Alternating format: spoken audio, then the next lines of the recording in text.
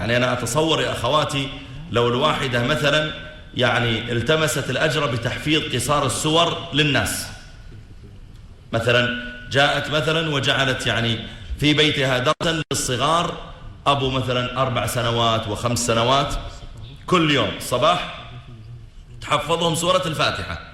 هل تصدقين أنك إذا حفظت الطفل سورة الفاتحة وهو صغير كلما قرأها طوال عمره يكون في ميزان حسناتك مثل أجره؟ النبي عليه الصلاة والسلام يقول: من دعا إلى هدى كان له من الأجر مثل أجور من تبعه لا ينقص ذلك من أجورهم شيئا. كلما قرأ الصبي الصغير سورة الفاتحة التي حفظتيه إياه يكون لك مثل أجر. احرصي ألا يسبقك أحد على تحفيظ سورة الفاتحة. وكذلك لو حفظتيه مثلا سورة قل هو الله أحد، كلما قرأ الصبي هذه السورة فإن الله تعالى يكتب لك بإذن الله تعالى مثل أجره إلى أن يموت. كلما قرأها يكون لك مثل حسناته.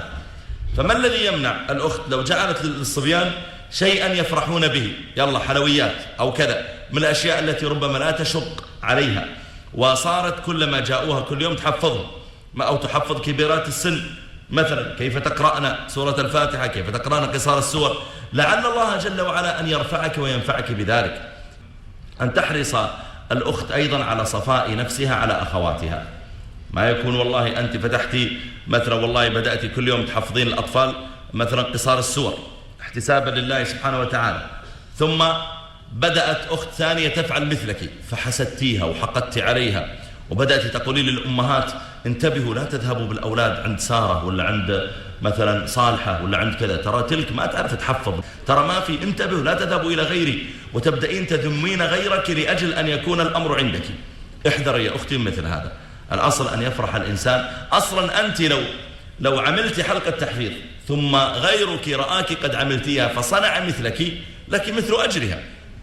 النبي عليه الصلاة والسلام يقول: من سن في الإسلام سنة حسنة، من سن في الإسلام سنة حسنة كان له أجرها وأجر من عمل بها إلى يوم القيامة. فأنت إذا صنعت مثل ذلك أجرتي.